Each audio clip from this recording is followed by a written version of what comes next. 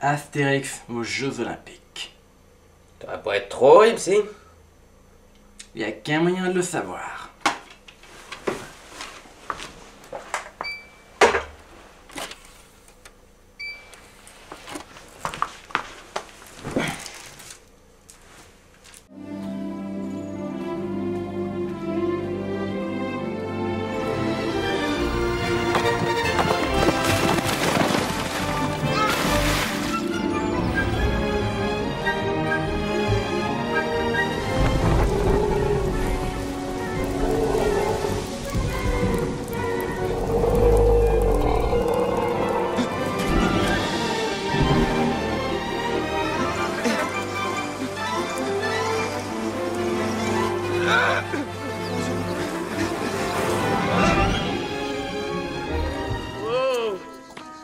Vous n'étiez pas attendu, oh Brutus.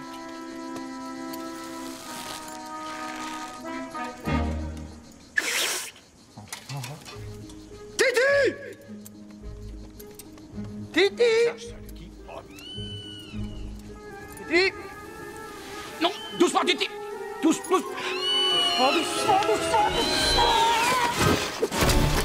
Qui écrit encore ce genre de gag?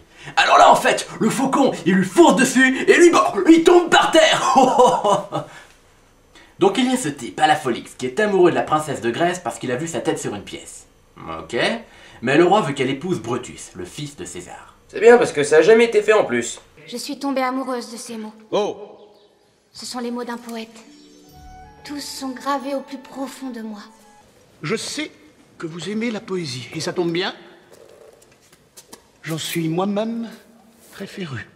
Et je me suis permis d'écrire quelques vers à la gloire de votre beauté. Besoin de rien, envie de toi, comme jamais envie de personne. Besoin de rien, envie de toi, comme l'hiver aime l'automne. Besoin de rien, envie de toi, envie de... J'aime la princesse Irina et je veux l'épouser. J'épouserai le vainqueur des Jeux Olympiques. Mais qu'est-ce que c'est que ces fadaises? En gros, hein, donc, si telle est la volonté de ma fille, hein, telle doit être la volonté de son roi, donc. Alors pourquoi elle épouse pas directement l'autre con? Au bout de 10 minutes de film, nous découvrons enfin Astérix et Obélix, joué par Clovis Cornillac et Gérard Depardieu.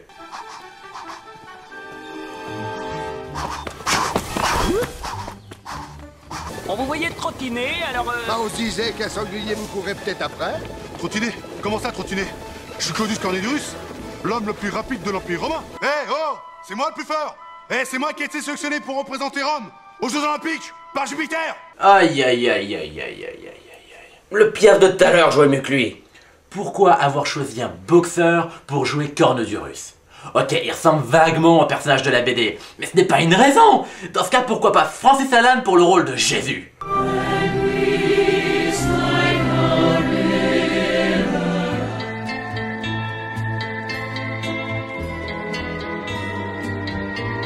César ne vieillit pas. Il mûrit.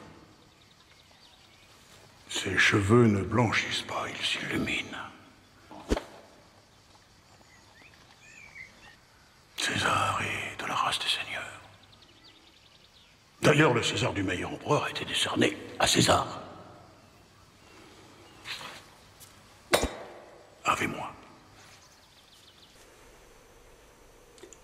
Qu'est-ce qui vient de se passer au juste? Je sais même pas par quoi commencer. Ok, premièrement, pourquoi la musique du clan des Siciliens? Parce que Alain Delon a joué dedans? C'est supposé être drôle?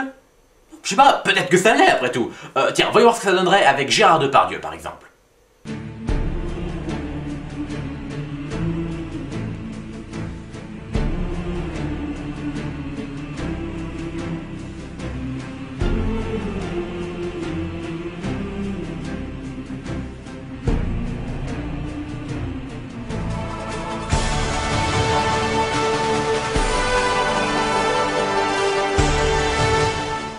Non, pas très drôle, hein. Et dois-je vraiment parler de ce monologue, le César du meilleur empereur décerné à César? Je sais pas pour toi, mais je commence à le sentir mal, ce film. Tandis que Brutus essaie de tuer son père sans succès, Le village gaulois décide de participer aux Jeux Olympiques afin de venir en aide à Alafolix. Mais passons sur plus intéressant. Oh, chef-d'œuvre. Et ça marche ton truc? Si ça marche, le PO. Je vais faire de vos athlètes le dieu du stade.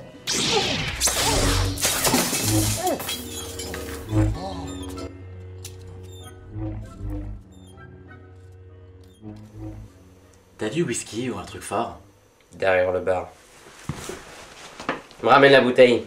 Brutus cherche de nouveaux moyens pour tuer son père, car les scénaristes ont apparemment confondu Astérix avec Is No Good. Puis arrive enfin la cérémonie des Jeux Olympiques.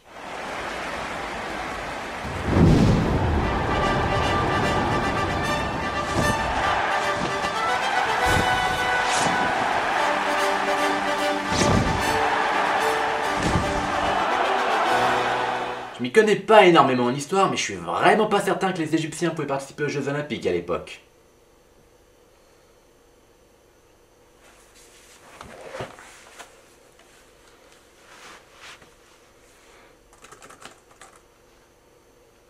Ils pouvaient pas.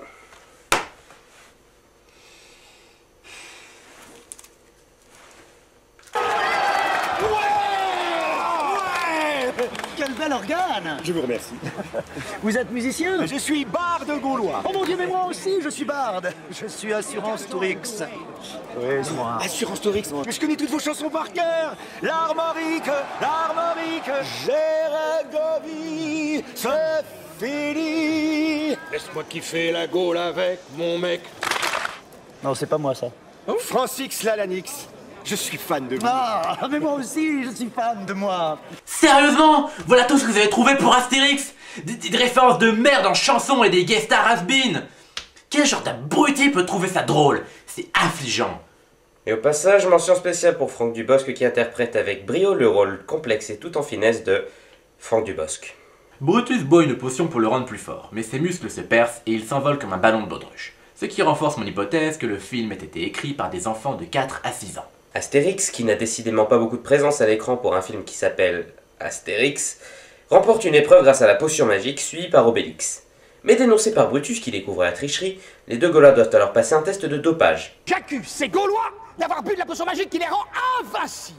Et toi, t'as rien pris, peut-être? Nous allons procéder au test du coléoptère. Ah C'est-à-dire? Bon alors, vous prenez le coléoptère, comme ça, et vous soufflez bien fort dedans.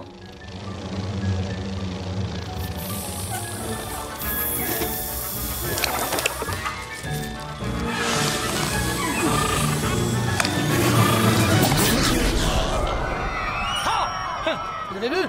Outre le fait que souffler dans un cafard c'est complètement con comme idée, j'aimerais noter que dans le film, Astérix et Obélix semblent être conscients de tricher, alors que dans la BD, ils ignorent qu'ils n'ont pas le droit d'utiliser la potion magique.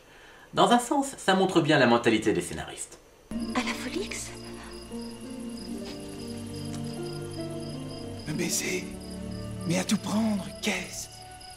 Un serment fait d'un peu plus près, une promesse plus précise, un point rose qu'on met sur... Tiens, qu'on met sur le i du verbe aimer. De quoi? Donc au début du film, ce type était un poète de génie, et maintenant il a besoin de l'aide de... Obélix. Non. Ah oui? Non, Si. non, Irina, Allez, non, sautez. non, Irina, princesse.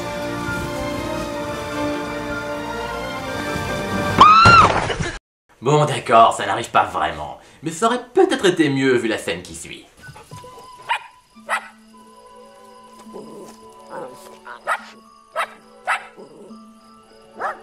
Oh, t'es amoureux toi aussi?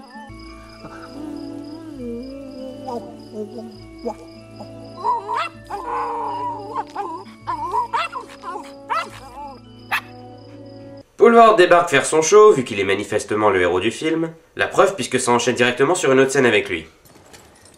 Surprise! Non, monsieur Brutus. Vous vous trompez de personne. Honnêteté, probité, ubiquité. Messieurs, suivez-moi. Nous en avons assez entendu. Hé, face de paix. Hein? J'ai une autre proposition à te faire. Et si je vous faisais écarteler? Toi et tes deux Gugus? Le pire, c'est que Brutus n'apparaît même pas dans la BD, et il n'a rien à voir avec le personnage qu'on peut apercevoir dans les autres albums non plus. Poulvord est insupportable dans ce film. Il passe son temps à cabotiner comme un demeuré. Si on rigole devant ses exploits, croyez-moi, c'est nervosité. Et au passage, mention spéciale pour Elise Moon, qui interprète avec brio le rôle complexe et tout en finesse de Elise Moon. Après avoir corrompu les juges, Brutus triche aux épreuves pour gagner. Astérix se lance alors dans un speech pour convaincre César d'annuler sa victoire. Pourquoi il se tient comme un canard? Mais comme 2 minutes d'apparition à l'écran c'est déjà beaucoup pour Astérix, nous retrouvons Brutus dans la scène suivante essayant à nouveau de tuer son père. En fait, ils auraient dû appeler ça Astérix va pas trop loin de là où il y a les Jeux Olympiques. Alors voilà. Oh, César, c'est un miroir. Mais pas n'importe quel miroir, hein, parce que qu'est-ce qu'un miroir pour César? Puisque César, c'est la beauté. Hein? Mais pas n'importe quelle beauté, hein, pas la beauté, la beauté dans ce qu'il y a de plus beau. Goûteur de miroir.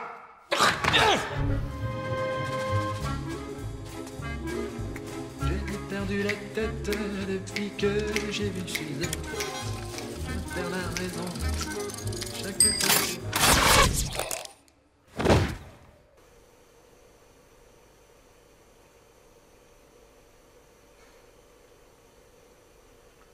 Il reste du whisky. Afin d'obtenir la fameuse potion magique pour continuer à tricher, Brutus et sa bande décident de kidnapper Panoramix qui, comme par hasard, participait à un congrès de druides non loin d'ici.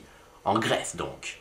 Astérix et Obélix viennent au secours de Panoramix, mais lorsque Brutus revient, il trouve la potion terminée. C'est l'heure de l'épreuve finale, la course de chars.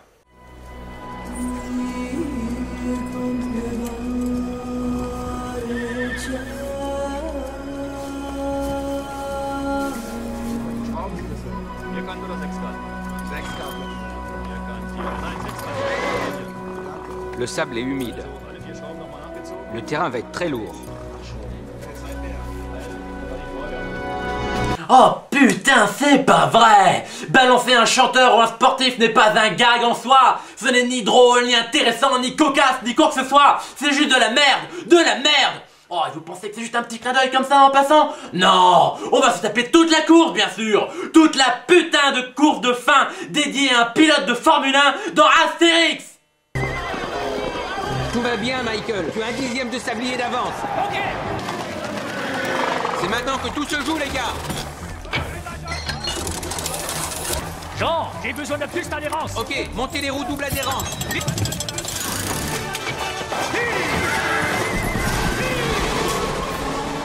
3 dixièmes de sablier. Bien joué. Bravo, les gars.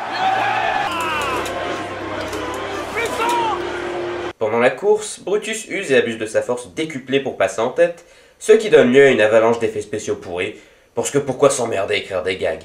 C'est finalement Brutus qui remporte la victoire, mais c'était sans compter sur la ruse d'Astérix qui avait mis du colorant dans la potion magique. Alafolix est donc proclamé vainqueur, il pourra épouser la princesse, happy end, le fameux banquet final, et si vous pensiez avoir déjà vu le pire, regardez un peu ce que ces connards nous ont réservé pour les 5 dernières foutues minutes de ce putain de film de merde. Francix Lalanix. Salut, Olympix. Messieurs, laissez-moi vous présenter, s'il vous plaît, le nouveau prototype du pied-ball. Ah, c'est ce que je vous avais dit, hein. Ah, c'est bon ça. Voici le racquetball. Look at me. Not allowed to see. Girl, I wanna be your man. Gonna learn what you see. I wanna be your man. Qu'est-ce que tu veux? Numéro 10. Ça fait combien de temps qu'on est cousins? Beaucoup trop longtemps. Oh là là là là, regardez ça, c'est pas olympique ça, hein? C'est quand même incroyable ce que fait ce jeune homme avec ses pieds. Hein. Ah ouais, on dirait qu'il a fait ça toute sa vie. Ok, il est pas prêt de prendre sa retraite, hein. And now, ladies and gentlemen, it's funky time. I got funk like chains, I can go all night. I'm bad like Mike, before the skin turn white. I'm a super rockin' hip hop and funk machine. Soul and all, if you know what I mean. Ah oui, papa. Avec moi.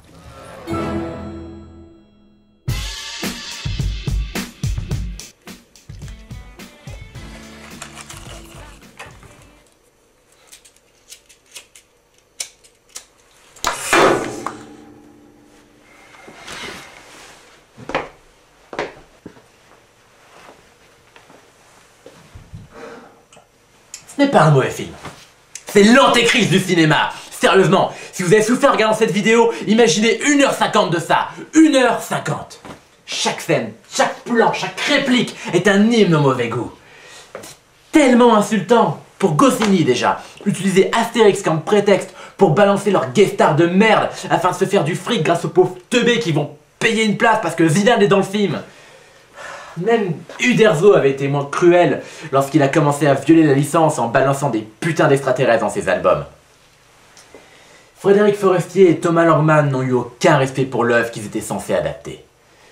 Et par conséquent, aucun respect pour le spectateur non plus. Et ce qui me fout en rogne, c'est que ça passe. Tout le monde s'en fout. Ils vont continuer à polluer le cinéma et tout le monde s'en fout.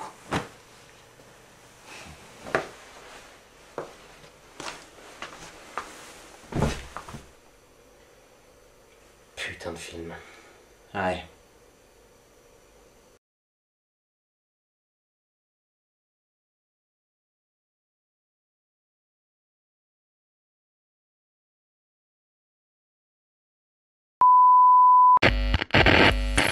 Ont-ils bien reçu les 2 films que je leur ai envoyés? Oui, maître. Et ils ont survécu au visionnage? Il semblerait, maître. Très bien. Alors ils sont prêts pour la seconde phase.